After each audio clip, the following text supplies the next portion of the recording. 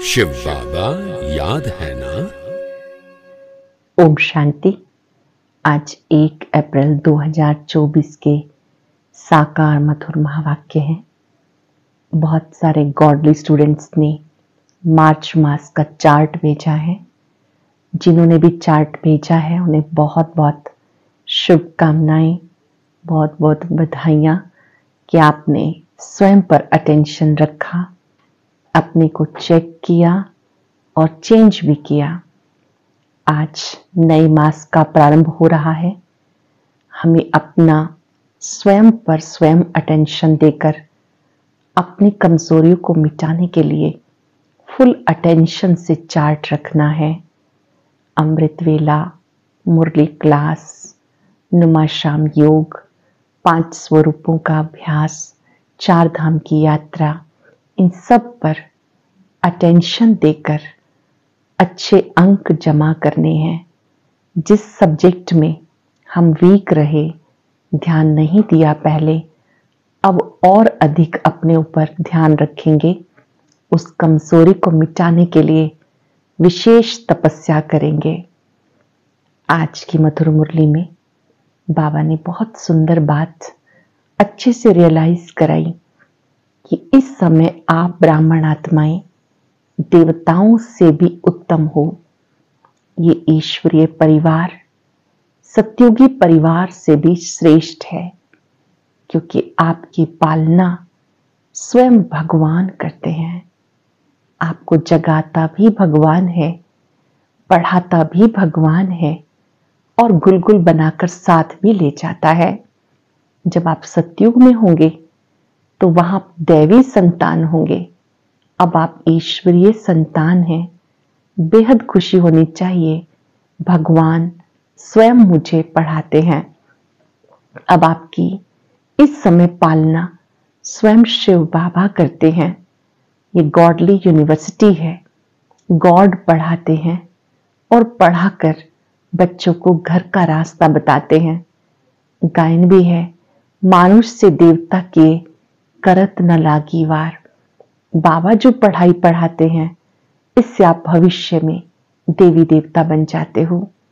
यहां तुम बच्चों को याद में रहना है और कोई भी भूल नहीं करनी है। ज्ञान से पहले अगर किसी से कोई भूल हो जाती, अगर नेत्रों से कोई भूल हुई तो नेत्र ही निकाल देते थे। यहां बाबा कहते मैं तुम्हें तीसरा नेत्र देता हूं। तो ऐसे नेत्र निकालने की आवश्यकता नहीं, लेकिन आपको अपनी कमजोरियों को निकाल देना है। किसी के लिए भी बुरी दृष्टि वृत्ति ना हो। याद रखेंगे, जितना याद करेंगे उतना मायाजीत बनते जाएंगे। इस समय जबकि आप देवता बनने वाले हो तो आपको बेहद खुशी होनी चाहिए कि हमारा ब्राह्मण जीवन अति उत्तम जन्म है। सुनते हैं बाबा के मधुर बोल। बाबा ने कहा, मीठे बच्चे, तुम्हारा ये जीवन देवताओं से भी उत्तम है, क्योंकि तुम अभी रचयिता और रचना को यथार्थ जानकर आस्तिक बने हो। तुम्हारा ये जीवन देवताओं से भी उत्तम है, क्योंकि तुम रचयिता और रचना को यथार्थ जानकर आस्तिक बने हो।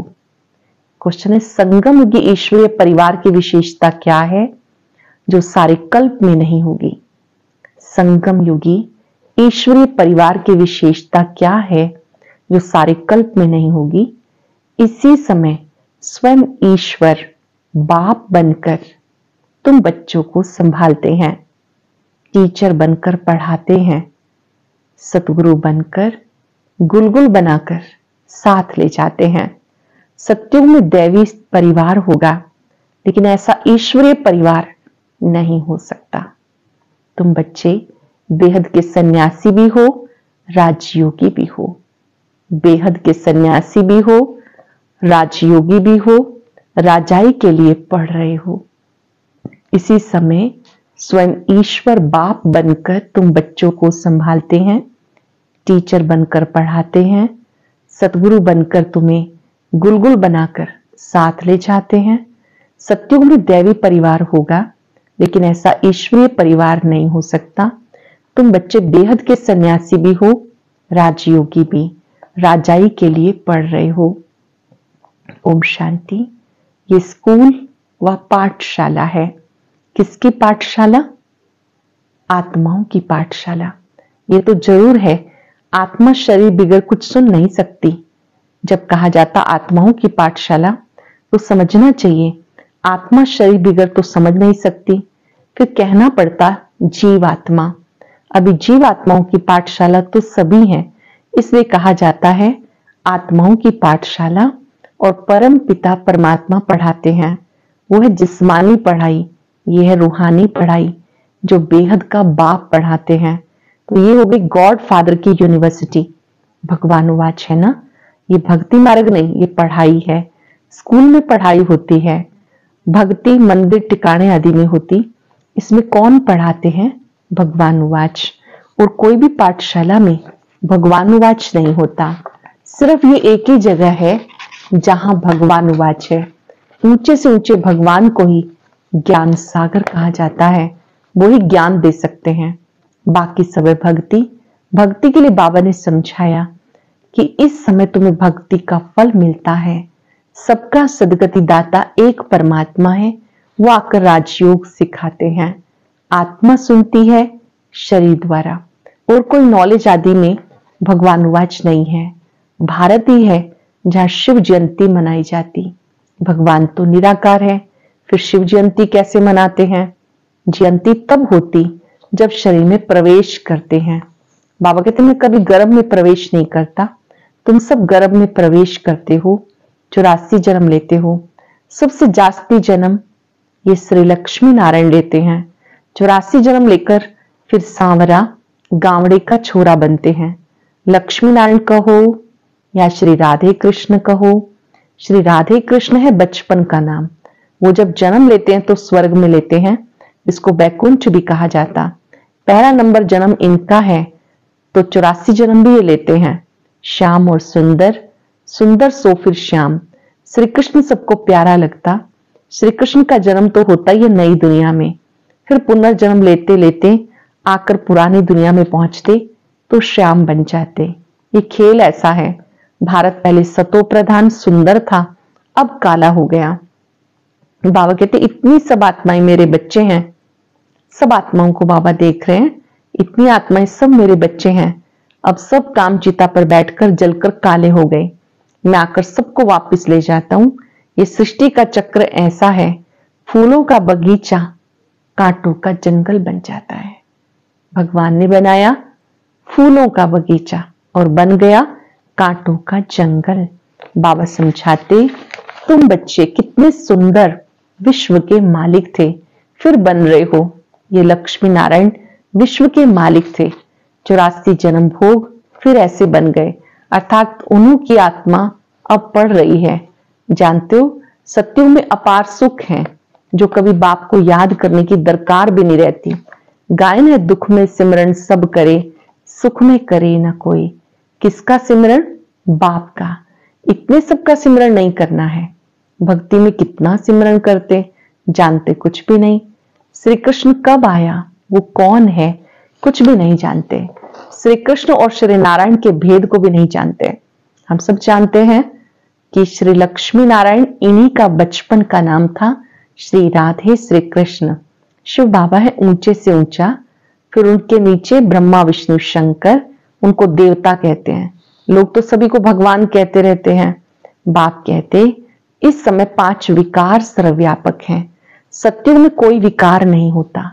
मुक्ति धाम में आत्माएं पवित्र रहती हैं, अपवित्रता की कोई बात ही नहीं। तो ये रचयिता बाप आकर अपना परिचय देते हैं, आदि मध्य अंत का राज समझाते, जिससे तुम आस्तिक बनते हो। तुम एक बार आस्तिक बनते हो, तुम्हारा ही जीवन देवताओं से भी उत्तम है। गाया जाता मनुष्य जीवन दुर्लभ है, और जब पुरुषोत्तम संगम युग होता है तो हीरे जैसा जीवन बनता। श्री लक्ष्मी नारायण को हीरे जैसा नहीं कहेंगे, तुम्हारा जीवन हीरे जैसा है।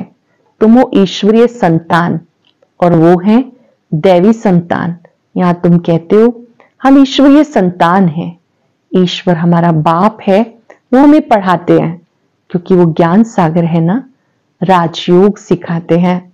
ये एक ही बाप संगम युग पर आकर तुम बच्चों को अपना बनाते हैं। यह उत्तम से उत्तम पुरुष बनने का युग जिसको दुनिया नहीं जानती। सब कुंभकर्ण की अज्ञान नींद में सोए हुए हैं। विनाश सामने खड़ा है। अब कोई से भी बच्चों का संबंध नहीं होना चाहिए, क्योंकि विनाश सामने है तो बुद्धि कहीं अटकी हुई नहीं होनी चाहिए। कहते अंत काल जो स्त्री सिमरे, अंत समय में शिव बाबा को सिमरेंगे तो श्री नारायण बन जाएंगे। अंत काल में बाबा याद रहेगा तो श्री नारायण बन जाएंगे। ये सीढ़ी बहुत अच्छी है, लिखा हुआ है हम सो देवता, हम सो क्षत्रिय, वैश्य, शूद्र आदि। इस समय रावण राज्य, जबकि आदि सनातन देवी देवता धर्म को भूल और अनेक धर्मों में चले गए। सारी दुनिया लंका है, बाकी सोने की लंका कोई थी नहीं। बाबा कहते तुमने अपने से भी जास्ती मेरी ग्लानि की, अपने लिए 84 लाख और मुझे तो कण कण में कह दिया।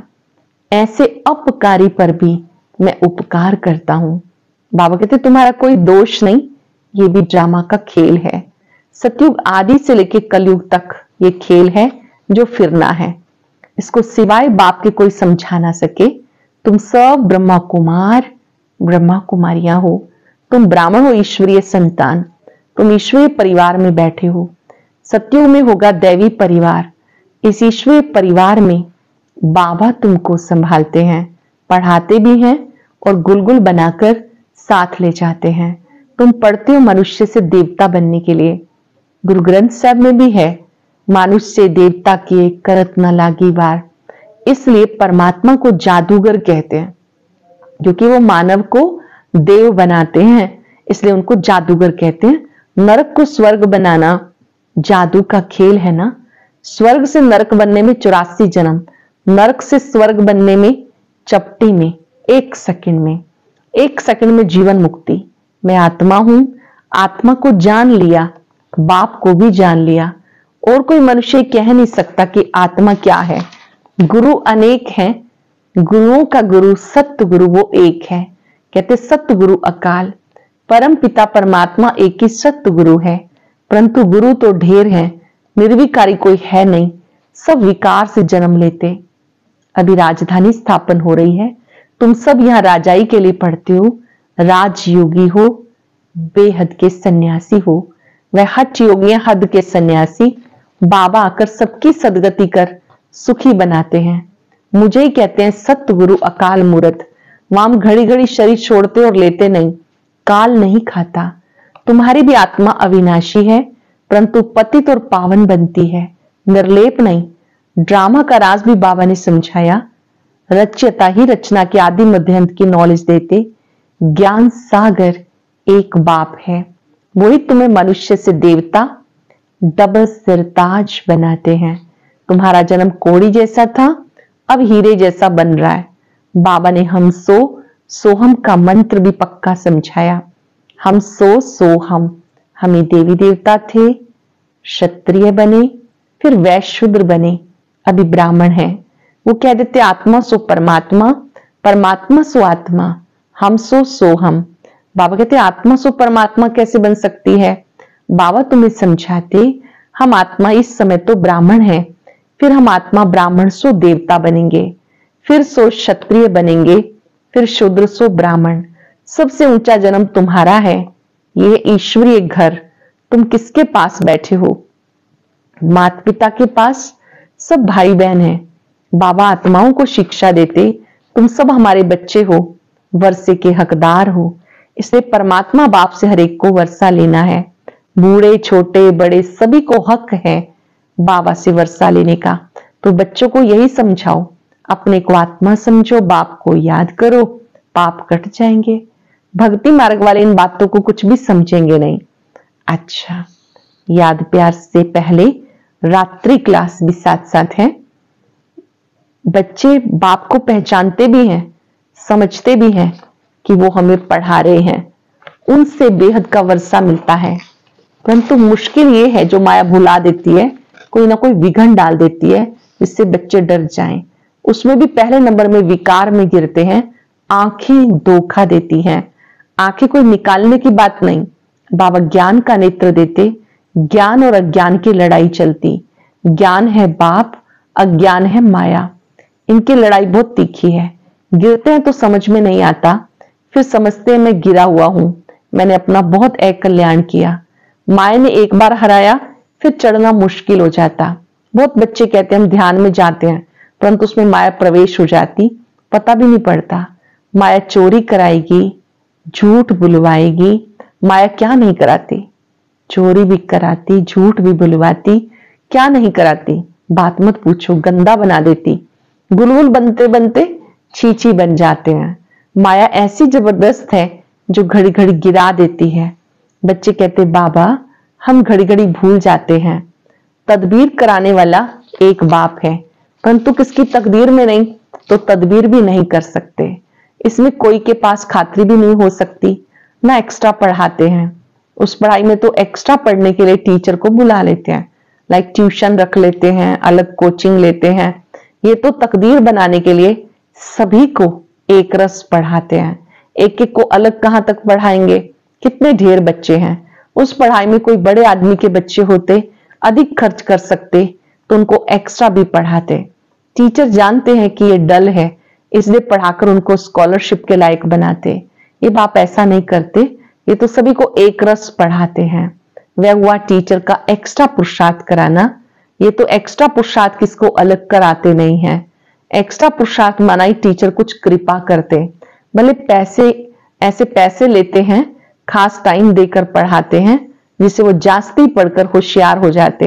यहाँ जास्ती कुछ पढ़ने की बात नहीं, इनकी तो बात ही एक है। एक बात कौन सी?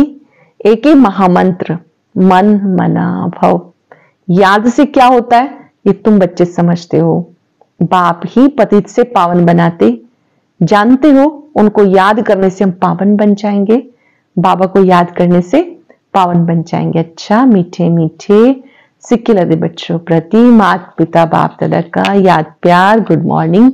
रूहानी बाप की रूहानी बच्चों को नमस्ते। रूहानी बच्चों की रूहानी बाप दादा को याद प्यार नमस्ते गुड मॉर्निंग। शुक्रिया बाबा, शुक्रिया।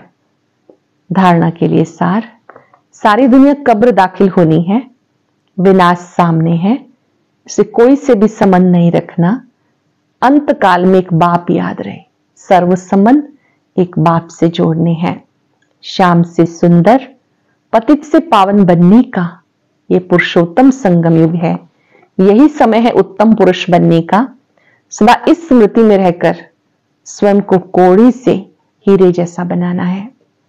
सारी दुनिया कब्र दाखिल होनी है, विनाश सामने है, कोई से भी संबंध नहीं रखना, सर्व संबंध एक बाप से। अंत काल में एक बाप याद रहे। शाम से सुंदर पतित से पावन बनने का ये पुरुषोत्तम संगम युग है। यही समय है उत्तम पुरुष बनने का। सदा इस स्मृति में रहकर स्वयं को कौड़ी से हीरे जैसा बनाना है। वरदान है ज्ञान धन द्वारा प्रकृति के सब साधन प्राप्त करने वाले पद्मा पदम भाग्यवान भव। ज्ञान धन द्वारा प्रकृति के सब साधन प्राप्त करने वाले पद्मा पदम पति भव। ज्ञान धन स्थूल धन की प्राप्ति स्वतः ही कराता है। जहां ज्ञान धन है वहां प्रकृति स्वतः ही दासी बन जाती है। ज्ञान धन से प्रकृति के सब साधन स्वतः ही प्राप्त हो जाते हैं। इसलिए ज्ञान धन सब धन का राजा है। जहां राजा है वहां सर्व पदार्थ स्वतः ही प्राप्त होते हैं। ये ज्ञान धन ही पद्मा पदम पति बनाने वाला है, परमार्थ और व्यवहार को सिद्ध करता है। ज्ञान धन में इतनी शक्ति है जो अनेक जन्मों के लिए राजाओं का राजा बना देती है। ज्ञान धन में कितनी शक्ति है, अनेक जन्मों के लिए राजाओं का राजा बना देती है। अटेंशन से सुनेंगे। ज्ञान धन स्थूल धन की प्राप्ति स्वतः ही कराता है। जहां ज्ञान धन है वहां प्रकृति स्वतः ही दासी बन जाती है। ज्ञान धन से प्रकृति के सब साधन स्वतः ही प्राप्त हो जाते हैं। इसलिए ज्ञान धन सब धन का राजा है। जहां राजा है वहां सर्व पदार्थ स्वतः ही प्राप्त होते हैं। ये ज्ञान धन ही पद्मा पदम पति बनाने वाला है। परमार्थ और व्यवहार को स्वतः ही सिद्ध करता है। ज्ञान धन में इतनी शक्ति है जो अनेक जन्मों के लिए राजाओं का राजा बना देती। स्लोगन है, मैं कल्प कल्प की विजयी आत्मा हूं। ये रूहानी नशा इमर्ज हो तो माया जीत बन जाएंगे। कल्प कल्प की विजयी आत्मा हूं, ये रूहानी नशा इमर्ज रहे तो माया जीत बन जाएंगे। आज इस स्वमान में टिक जाएंगे। मैं कल्प कल्प की विजयी आत्मा हूं। अपने मस्तक में विजय का तिलक देखेंगे। तिलक चमक रहा है, स्मृति दिला रहा है आप साधारण नहीं, बहुत विशेष देव कुल की आत्मा हो, ईश्वरीय संतान हो,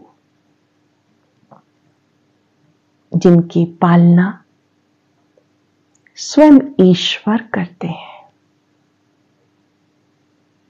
जगाते भी हैं, सुलाते भी हैं, खिलाते भी हैं, कदम कदम पर साथ देते हैं। ईश्वरीय गोद में आकर जीवन श्रेष्ठ बन गया। विजय श्री का तिलक तेजी से चमकने लगा। मैं कल्प कल्प की विजयी आत्मा हूं, माया जीत हूं। परमात्मा शक्तियों को अपने में भरें, जिससे माया का किचड़ा भस्म हो जाए।